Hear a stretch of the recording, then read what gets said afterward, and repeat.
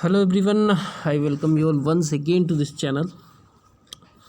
प्रभावी एजुकेशन अब मैं सबका स्वागत करता हूँ। और जैनिज़्म और बुद्धिज़्म वाला जो टॉपिक है, इसमें मैंने आपको प्रीवियस वीडियो में जैनिज़्म पढ़ा दिया है, ठीक है, आपको पता ही होगा। अब इस वीडियो में हम लोग बुद्धिज़्म पढ़ेंगे, ठीक है। बुद्धिज़्म को इस वीडियो में पढ़ेंगे। एक और अनाउंसमेंट, अगर आप सिविल सर्विसेज की तैयारी करते हो और आप कंटेंट चाहते हो एकदम फ्री, और ऐसा कंटेंट चाहते हो जिससे कि आपका इतने अच्छे से तैयारी हो जाए कि जैसे मानो कि आपने बुक पढ़ा हो, वो भी मल्टीपल टाइम, तो वीडियो देखो एक बार और रिवीजन के लिए नोट्स ले लेना, ठीक है। इंडियन इकोनॉमी की एक सीरीज़ है रमेश सिंह वाली, इसका नोट्स भी है, ठीक है। कुछ 50 घंटे का ये टोटल ड्यूरेशन होगा। प्लेलिस्ट मिल जाएगा चैनल पे। इंडियन पॉलिटी को लक्ष्मीकांत के किताब के बेसिस पे मैंने एक सीरीज़ बनाई हुई है, उसका भी प्लेलिस्ट मिल जाएगा आपको, ठीक है। साथ में अगर इंडियाज स्ट्रगल फॉर इंडिपेंडेंस, अगर बिपिन चंद्रा जिसके लेखक हैं वो पढ़ना चाहते हो तो इसकी भी एक सीरीज़ है। तीनों को कंबाइन करके 20 दिन का प्लान मैंने दिया हुआ है, वो भी देख लेना। पहला वीडियो जो होगा उसमें बताएगा कि क्या क्या करना है, कैसे कैसे करना है, तो देख लेना। कहने का मतलब है कि चैनल पे विजिट करो और देखो क्या है मटेरियल, बहुत सारा चीज़ है। बुद्धिज़्म की बात करें, चैनल पे नए हो तो सब्सक्राइब भी कर लेना, बेल आइकन को प्रेस कर लेना। बुद्धिज़्म की बात करें तो बुद्धिज़्म गौतम बुद्धा से रिलेटेड है, इन्हीं की आइडियोलॉजी है, इन्हीं का ये डेवलपमेंट है। गौतम बुद्धा का पीरियड जो है, इनका जन्म 567 BC में हुआ था और इनकी मृत्यु 487। तो अगर आप इसको कैलकुलेट करोगे तो 80 ईयर्स निकलेगा, तो 80 साल की उम्र में इनकी मृत्यु हो गई थी। और इनकी मृत्यु हुई थी कुशीनगर में। कुशीनगर जो उत्तर प्रदेश में पड़ता है, बिहार के बॉर्डर एरिया से सटा हुआ है बिल्कुल, वहाँ पे इनकी मृत्यु हुई थी।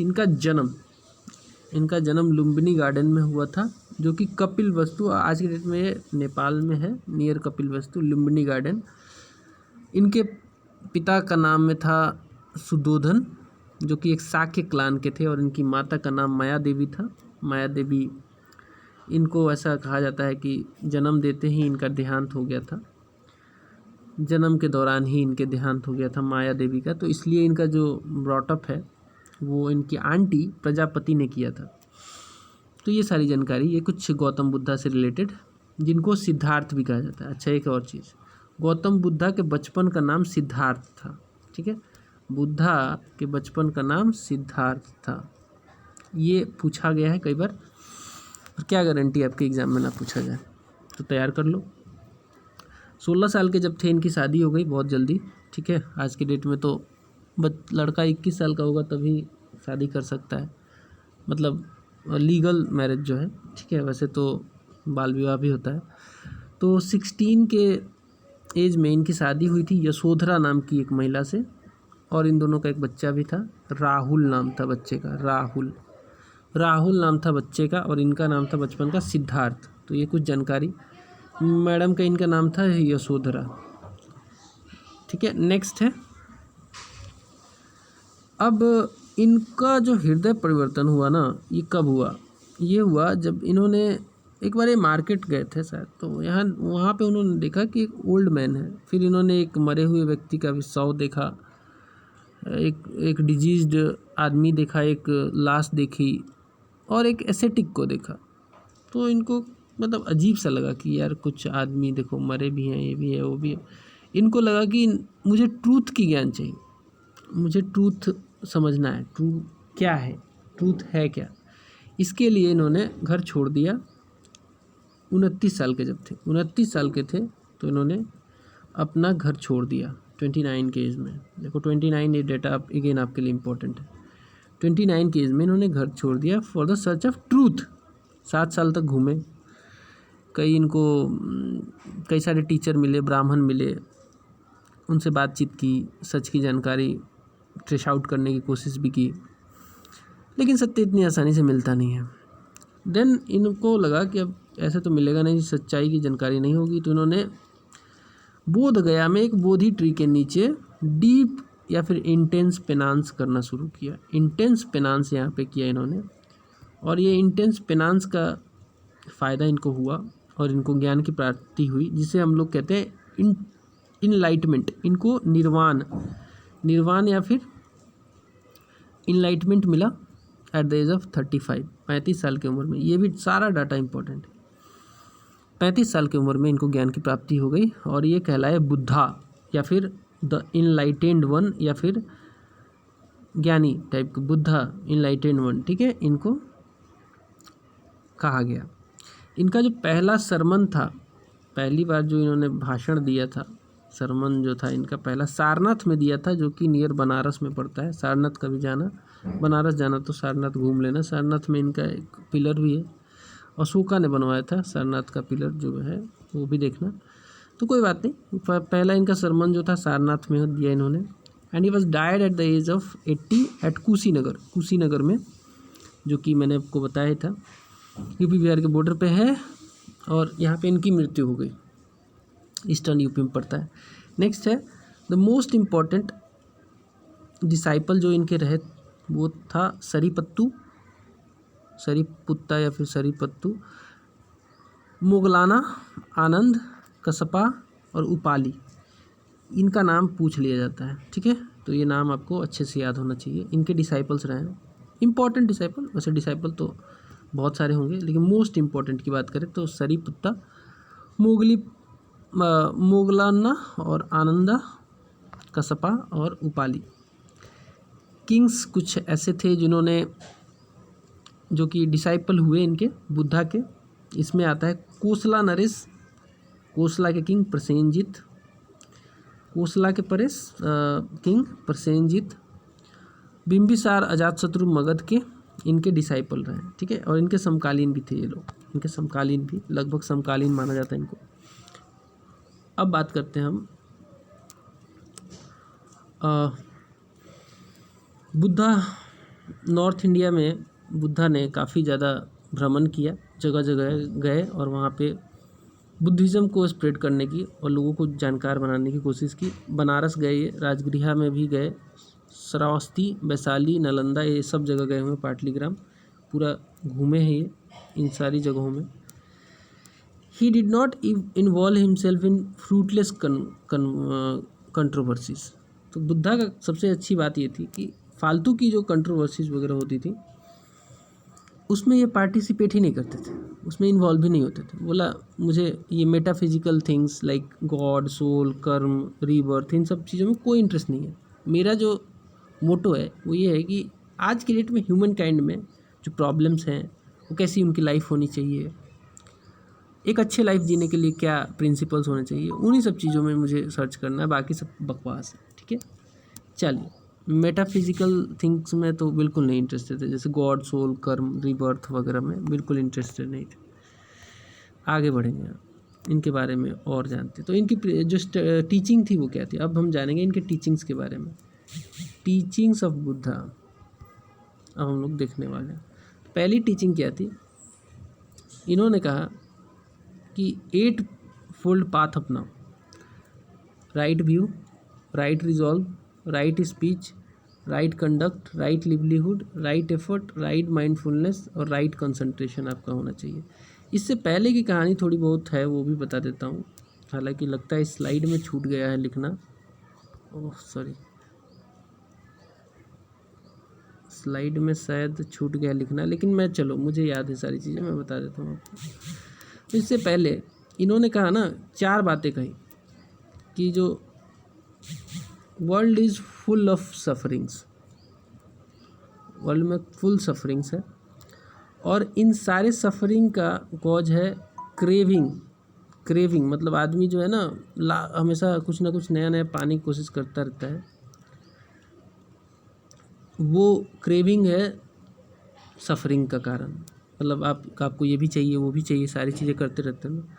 तीसरी बात कही इन्होंने कि ये जो सफरिंग है ना, उसका कॉज है क्रेविंग। तो क्रेविंग को जो है, क्रेविंग्स जो है उसको कम किया जा सकता है और उसके लिए चौथी बात कही कि 8 फोल्ड पाथ अपनाना पड़ेगा, जो मैंने आपको 8 फोल्ड पाथ यहाँ पे बताया था। ये देखिए ये वाला 8 फोल्ड पाथ, 8 फोल्ड मतलब कि 8 तरीके का आपको पाथ चुनना पड़ेगा, जिसमें आपको राइट व्यू रखना पड़ेगा, साथ में आपको राइट रिजॉल्व भी रखना पड़ेगा, right speech, right conduct, right livelihood, right effort, right mindfulness और राइट कंसंट्रेशन आपका होना चाहिए। चलिए अगला पॉइंट देखते हैं। So Buddha neither accept god, Buddha ने कहा कि गॉड को मैं मानता नहीं, एक्सेप्ट भी नहीं करता हूँ और रिजेक्ट भी नहीं करता हूँ, मतलब मुझे पता ही नहीं, जब पता ही नहीं तो मैं एक्सेप्ट भी नहीं करूँगा और रिजेक्ट भी नहीं करूँगा। मुझे मेटाफिजिक्स में जैसे सोल गॉड वगैरह बातों में बिलीव घुसना नहीं है, मुझे उन सारी बातों पे रिसर्च नहीं करना है। He is emphasis was on law of Karma, मतलब कहा ना कि आप जो कर्म करते हो ना, आप जो कर्म करते हो वही डिसाइड करता है कि इस पर्टिकुलर जीवन में आप क्या बनोगे, क्या करोगे, ठीक है। तो कर्म पे इन्होंने फोकस किया। चलिए नेक्स्ट देखते हैं। कर्म की बात कर ली हमने, तो इन्होंने कहा सोल के बारे में जब इनसे चर्चा होती थी तो ये कहते थे सोल डजंट एग्जिस्ट, इम्फेसाइज्ड ऑन अहिंसा। इन्होंने अहिंसा को इम्फेसाइज किया, जो कि जैन ने भी किया था, महावीर ने भी किया था, तो इन्होंने भी अहिंसा को इम्फेसाइज किया। And he did not show the least anger और hatred and instead conquered everyone by love and compassion. तो ऐसा कहा जाता है कि गौतम बुद्धा को किसी ने नाराज़ देखा ही नहीं था, किसी पे गुस्सा होते हुए किसी ने देखा ही नहीं था। गौतम बुद्धा एक ऐसे व्यक्ति थे, ऐसे महान व्यक्ति कह सकते हैं, जो कभी एंगर, कभी हैट्रेड, कभी किसी को कुछ कह देना, ये सब नहीं था। ये सबको जीतते थे कैसे? प्यार और सहानुभूति से, लव और कंपैशन से ये दूसरे के हृदय को जीत लेते थे। चलिए, his emphasis was on the purity of thought. ये कहते थे कि थॉट में प्योरिटी होनी चाहिए, आपका साफ़ सुथरा विचार होना चाहिए, आपके वर्ड बिल्कुल प्योर होने चाहिए, आपका जो काम है वो भी प्योर होना चाहिए। और ही फॉलो द रेशनलिस्ट अप्रोच। कहने का मतलब कि हर चीज़ में लॉजिक निकाल के किसी बात को बोलते थे, लॉजिक भी बताते थे कि ये बोला हूँ तो ये लॉजिक है। So he was very rational, superstitious नहीं थे, ही वॉज रेशनल पर्सन। ठीक है, आगे बढ़ेंगे। Next, he did not make a direct attack on caste system. कभी भी कास्ट सिस्टम पे डायरेक्ट अटैक तो नहीं किया इन्होंने, कास्ट सिस्टम में ज़्यादा पढ़ते नहीं थे, लेकिन he was against any social distinction, कि जैसे कास्ट की वजह से कि ये ऊपर का है, ये नीचे का है, ही शुड बी आउटकास्ट, इन सब चीज़ों पे ये विश्वास नहीं करते थे और उसके अगेंस्ट रहते थे। So if you talk about Buddhism was more a social than a religious revolution. Buddhism जो था, एक कहा जाए तो it was more a social than religious revolution. Religious से ज़्यादा सोशल रिवोल्यूशन की महत्वता दी गई थी बुद्धिज़्म में। ठीक है, ये लिखने में आपको मज़ा आएगा, लिखोगे ना तो एग्जामिनर ना चाहते हुए नंबर देगा ऐसे सेंटेंस पे। कोड ऑफ प्रैक्टिकल एथिक्स पे बात करते थे, प्रिंसिपल ऑफ सोशल इक्विटी की भी बात करते थे। कोड ऑफ प्रैक्टिकल एथिक्स का मतलब कि आपको नैतिकता के साथ बिहेव करना है, कुछ गलत नहीं करना है, आपको सच्चाई, ऐसा नैतिक रहना है आपको। सोशल इक्वालिटी की भी इन्होंने बात की, बोला कि सभी बराबर हैं, कोई ये कास्ट की वजह से ऊंच नीच नहीं होता है। नेक्स्ट स्प्रेड कैसे हुआ बुद्धिज़्म का? तो दो तरीके के डिसाइपल थे इनके। एक तो मॉन्क्स थे, जिसको भिक्षु कहते हैं हिस्ट्री में, हिंदी में, और जो वर्शिपर्स थे उनको उपासक कहते थे। तो जो मॉन्क थे वो संघ बना के इन्होंने स्प्रेड किया टीचिंग्स को। उपासक बहुत ज़्यादा रोल नहीं प्ले किया, बिकॉज ये उपासक थे, वर्शिप करते थे, बस ये स्प्रेड नहीं करते थे। लेकिन जो मॉन्क थे, जो संघ में रहते थे, उनका काम ये भी था कि वो बुद्धिज़्म को स्प्रेड करें। I hope up to this is very clear. Next देखते हैं। नेक्स्ट पॉइंट है, membership was open to all person. कोई भी हो, चाहे शूद्र हो, वैश्य हो, चाहे कोई भी हो, किसी भी धर्म का हो, किसी भी जात का हो, किसी भी स्ट्राटा का हो, वो मेल हो फीमेल हो, कोई भी कास्ट का हो, कोई कास्ट का रिस्ट्रिक्शन नहीं था, वो ज्वाइन कर सकता था, मेंबरशिप ले सकता था बुद्धिज़्म का। एंड जो नन्स थी, मतलब वुमेन जो वर्शिप जो स्प्रेडर्स थी, टीचिंग जो फैलाती थी, उनके लिए कुछ कोड था, उनके लिए कोड कुछ था ताकि रेस्ट्रिक्ट किया जा सके उनका रेसिडेंस और मूवमेंट, ताकि करप्शन को थोड़ा सा रोका जा सके। एनीवे आगे बढ़ते हैं।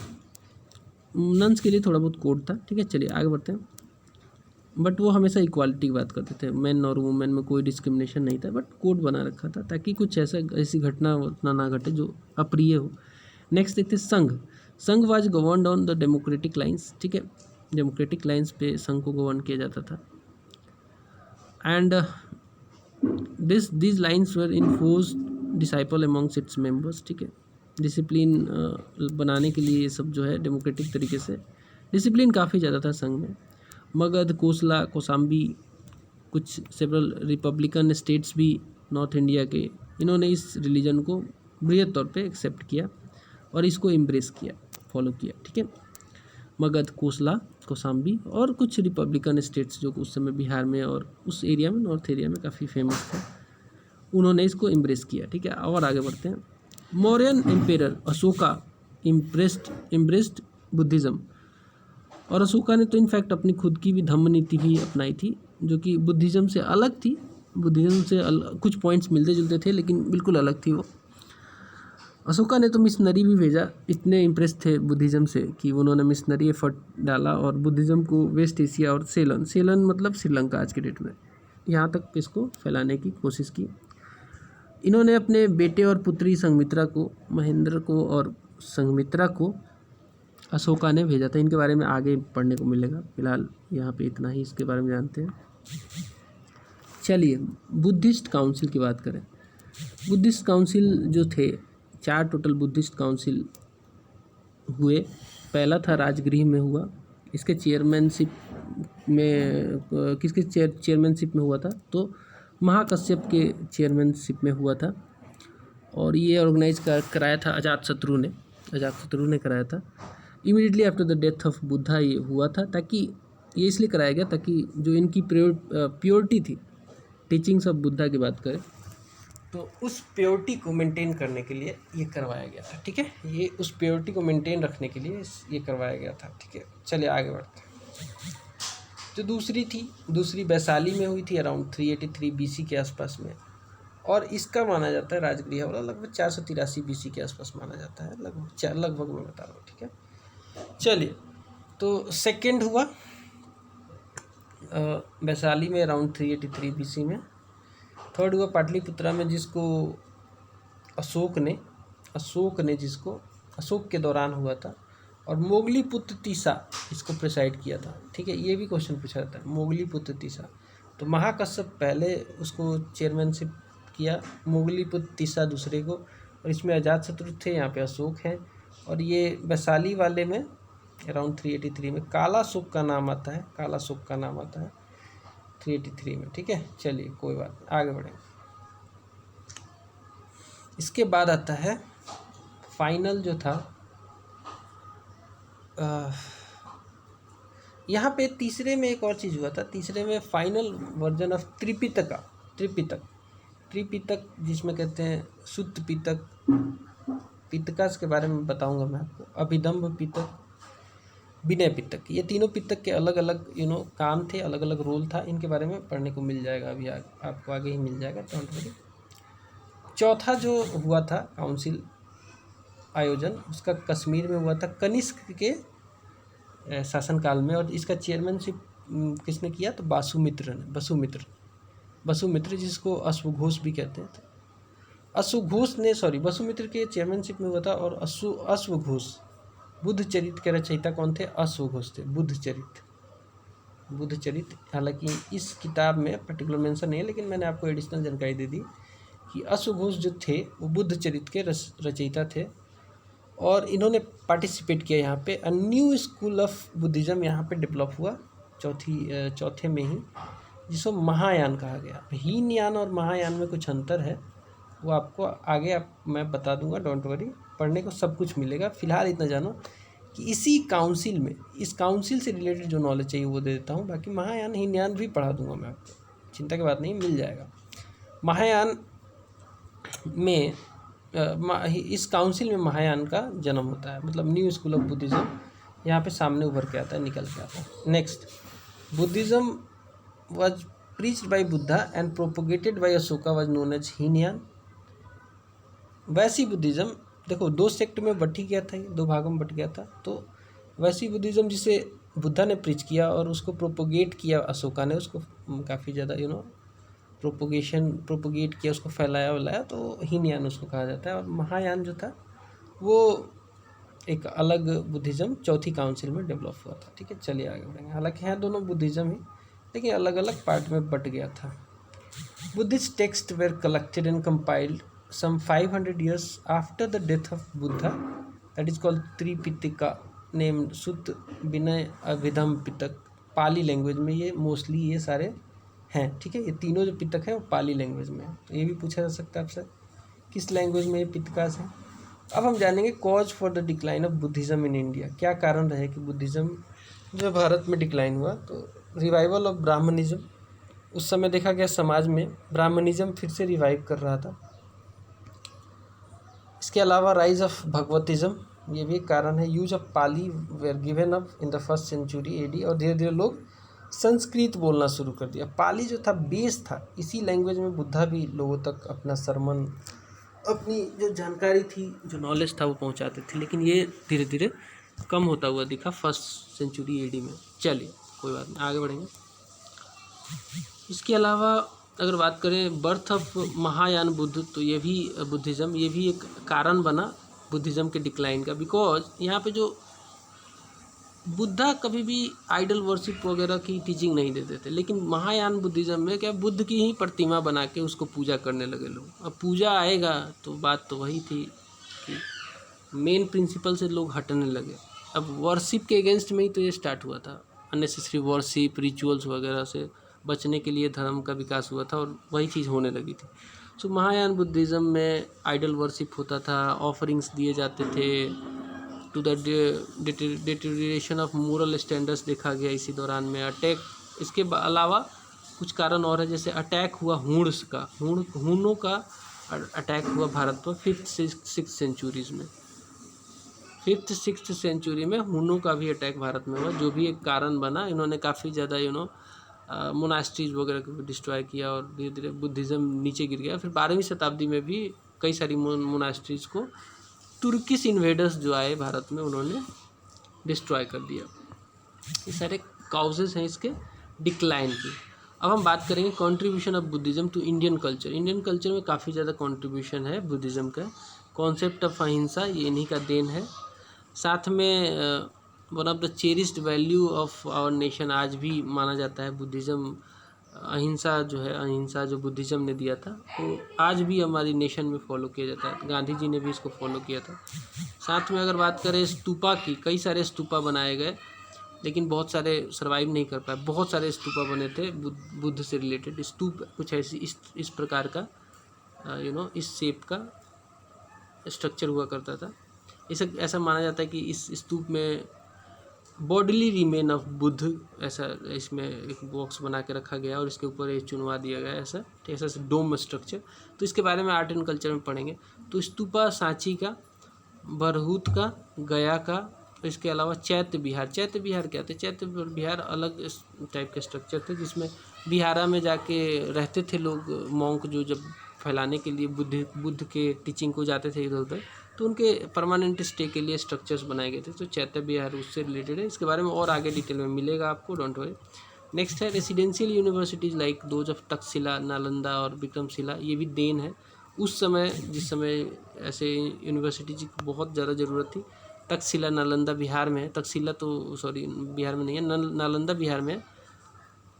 ठीक है, इसके अलावा लैंग्वेज ऑफ पाली, ठीक है, काफ़ी ज़्यादा इसका ग्रोथ हुआ इस पीरियड में, बिकॉज ये लैंग्वेज ऑफ लिंग्वा फ्रैंका माना जाता था उस समय। आम जनता का लैंग्वेज था ये। लोकल लैंग्वेज अदर्स जो थी वो भी डेवलप हुई। इसके अलावा स्प्रेड हुआ इंडियन कल्चर का पार्ट ऑफ एशिया में भी, अफ़गानिस्तान में भी आज के डेट में भी मिल जाएगा आपको। बुद्धिस्ट जो स्ट्रक्चर्स हैं वो मिलेंगे। इसके अलावा और भी जगह कई सारे पार्ट ऑफ एशिया में फैला। इधर अपना सेलोन के अलावा फिर एशियान कंट्री है जो है आज के देश में, बहुत सारी जगहों पे ये इसका विस्तार हुआ। So overall that's all from this video. I hope कि आपको वीडियो पसंद आया होगा। पसंद आया तो लाइक मारना, शेयर करना अपने दोस्तों के साथ। एंड इसके नोट्स भी आपको दे दिए जाएंगे ताकि आप आसानी से रिवाइज कर सको। अगली वीडियो में मैं इसका अगला चैप्टर लेसन 5 लेके आऊँगा, जिसमें हम लोग मौर्यन एम्पायर के बारे में बात करेंगे। मिलते हैं अगले वीडियो में, तब तक के लिए बाय बाय।